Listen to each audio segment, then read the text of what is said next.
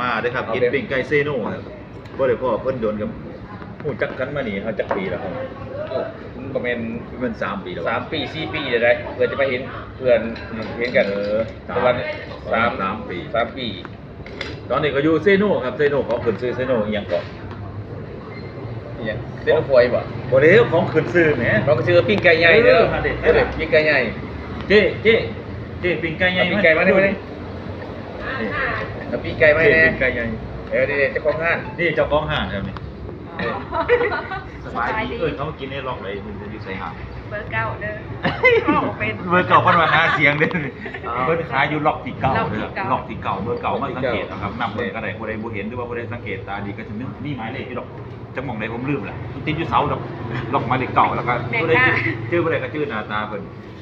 แม่ค่ะตอนในกล่องเพิ่นสิบอกบ่ค่อยเป็นปานใดแต่ตอนจริงๆอ่ะดาวหัวนี่ชิบหาย โอ้โหเซยบ่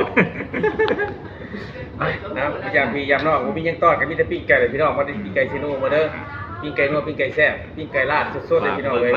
โอเบเด้อปิ้งไก่นั่นนัวๆแซ่บมาเด้อไปหามาเบ้พี่น้องเอา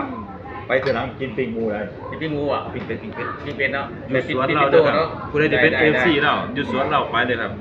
มีปลาคอใหญ่มีปลาเค็งใหญ่มีสระแบบงามเป็นตกปลานอนเว้นหานี่โอ้สุดยอดแล้วก็มีหมูใครจะกินหมูก็สามารถเอาหมูมาปิ้งได้ ต้อนรับจังดีพี่น้อง มีเป็ดเอาเป็ดมาปิ้งเลยมีไก่เอาไก่มาปิ้งได้หน้าเฮ็ดก็มีเฮ็ด แม่นทุกอย่าง เฮ็ดปวกกินละโง่